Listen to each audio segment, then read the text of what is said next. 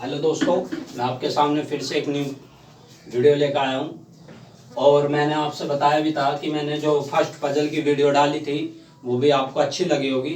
और मैंने उसकी 2 वीडियो बना दी है, वो 2-3 दिन के अंदर मैं उनको डाल दूँगा। ठीक है, मैं ये आज न्यू क्लास लेकर आया हूँ। इसके भी मैं 3 ही वीडियो डालूंगा। 3 ही वीडियो में मैं आपको ये समझा दूंगा। ये 3 टाइप के क्वेश्चन होते हैं और 3 टाइप में आज मैं पहले फर्स्ट टाइप दे रहा हूँ, फिर कल दूसरी टाइप दूंगा, परसों तीसरी टाइप दूंगा। ठीक है, 3 वीडियो में ये भी फाइनल कर दूंगा। इस चैप्टर का नाम है बैठक व्यवस्था, मतलब सीटिंग अरेंजमेंट।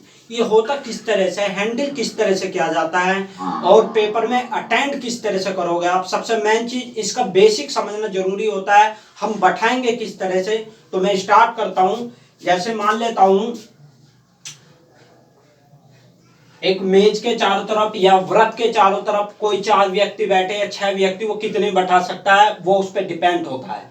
लेकिन हमें, जैसे मैं इसको समझा देता हूं, अगर एक तो बैठते हैं अंदर की तरफ, एक बैठते हैं बाहर की तरफ। ठीक है, अगर वो अंदर की तरफ बैठेगा तो राइट इसका ये होगा, अगर वो, और लेफ्ट क्या होगा, ये होगा। अगर वे बाहर की तरफ बैठते हैं तो राइट इसका ये होगा और लेफ्ट ये होगा। ठीक है, और इसी तरह से मैं क्वेश्चन करवाऊंगा ये।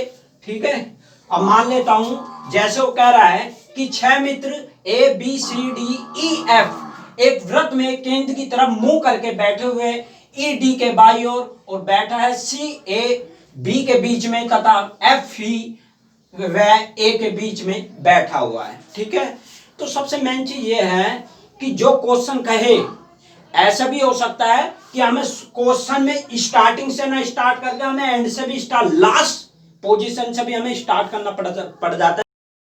ठीक है, लेकिन हमें अपना माइंड नहीं चलाना, माइंड वो क्वेश्चन क्या कह रहा है उसे देखना है। ठीक है, जैसे हमेशा इसके मैं आपको इसके दो डायग्राम 2 जगह बैठाऊंगा व्यक्तियों को। वैसे जो क्वेश्चन छोटे होते हैं, छोटे लेवल के होते हैं, तो वो तो शायद माइंड में भी हो जाते हैं, लेकिन अब ऐसे क्वेश्चन तो आते नहीं, तो मैं इसके 2 डायग्राम बनाऊंगा। ठीक है, तो वो कह रहा है 6 मित्र, तो मैंने इसके 2 डायग्राम बनाए, ये रहे। ठीक है, 6 मित्र एक वृत्त में केंद्र की तरफ मुंह करके बैठे हुए हैं, ED के बाई ओर है, तो जो D है, D के E बाई ओर है, तो यहां भी D लिख लेता है और यहां भी लिख लेता है। ठीक है, बाई ओर है और बाई ओर बैठा है। CA व B के बीच में बैठा है। जो C है वो A और B के बीच में बैठा है, जो C है, तो C यहां है और B यहां है और A यहां है। ठीक है, लेकिन एक चीज, जो यहां पर ये चीज दी है, ये जरूरी नहीं है कि वो अपनी व्यवस्था में ठीक बैठे हैं। ऐसा भी हो सकता है कि C यहां तो बैठा ही है बीच में, तो B यहां भी हो सकता है और A यहां हो सकता है, इसलिए हमें 2 डायग्राम बनाने पड़ते हैं। ठीक है, अब नेक्स्ट चलते हैं।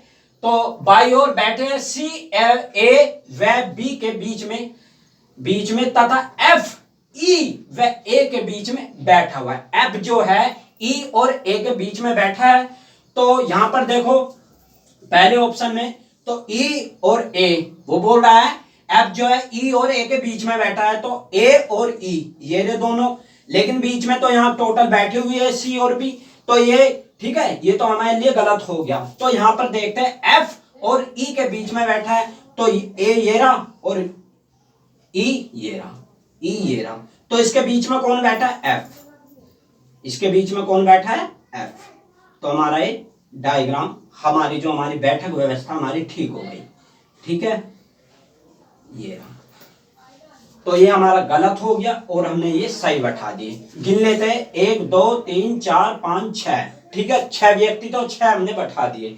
ठीक है, ये तो देखो बेसिक क्वेश्चन था, आप भी कर सकते थे, लेकिन समझना जरूरी है किसी भी क्वेश्चन के लिए। ठीक है, अब मैं इनको, वो कुछ भी पूछ सकता है क्वेश्चन, जो भी अब उसमें पूछता है, जैसे 4-5 क्वेश्चन दे देता है, एक लंबी कहानी बना के दे देता है पेपर में, और उसको हमें इस तरह से हैंडल करना पड़ता है, और वो क्वेश्चन में से कम 5-6 क्वेश्चन पूछता है। ये वेरी वेरी इंपॉर्टेंट चैप्टर है, और ये चैप्टर हर किसी के बस की भी नहीं है, क्योंकि हम जैसे भी, जब हम पे नहीं आता था तो हम भी इससे हट जाते थे, क्योंकि ज्यादा माइंड लगाने का। लेकिन इन क्वेश्चनों को जब आप अटेंड करो तो थोड़ा ठंडे दिमाग से। ठीक है, अब वो पूछ ले कि बी के बाई ओर कौन बैठा है, तो ये अंदर की तरफ बैठे हैं, याद रखना ये अंदर की तरफ बैठे हुए हैं, ये अंदर की तरफ बैठे हुए हैं। तो कहने लगे कि बी के दाईं ओर कौन बैठा है, तो बी के दाईं ओर जब वो ऐसे बैठा है तो बी का दाईं ओर क्या होगा ये, और लेफ्ट क्या होगा ये, तो मतलब बाई होगा दाई होगा। तो बी के बाई ओर कौन है, सी। वो पूछने लगे बी और ए के बीच में कौन बैठा है, तो सी। वो पूछने लगे ए और डी, सॉरी ए और ई के बीच में कौन बैठा है, तो ए और ई के बीच में एफ। वो पूछने लगे कि एफ और डी के बीच में कौन बैठा है, तो ई। तो इस तरह से क्वेश्चन हमें अटेंड करने होते हैं, ठीक है। आपको समझ में आया होगा। मैं एक बार और बता देता हूं, जैसे उसने कहा कि 6 मित्र A B C D E F एक वृत्त में केंद्र की तरफ मुंह करके बैठे हुए हैं, ई डी के बाई ओर है, तो हमने ई जो है डी के बाई ओर है, तो डी एरा और ई का बाई कौन सा है, ये होगा, ठीक है। बाई ओर बैठा है सी ए व बी के बीच में बैठा है, जो सी है वो सी जो है ए और बी के बीच में बैठा है, तो सी देखो सी हमने यहां बैठा दिया था, फिर देख लेते हैं, सी हमने यहां बैठा दिया था और क्या कह रहा था, ए और बी के बीच में बैठा है, तो बी यहां है और ए ये रहा। लेकिन हमने यहां था, हमने हम दो तरीके से बनाते हैं कि वो हो भी सकता है ना भी हो सकता है, ठीक है। तो इसलिए हमें दो डायग्राम बनाने पड़ते हैं ताकि हम मतलब चेंज कर सके, ताकि बाद में हमें, पहली बात तो बाद में क्वेश्चन के हिसाब से हमें पता लग जाता है कि कौन सा डायग्राम हमारा ठीक बैठा है, ठीक है। तो आपको समझ में आया होगा और इसी तरीके से क्वेश्चन पूछे जाते हैं।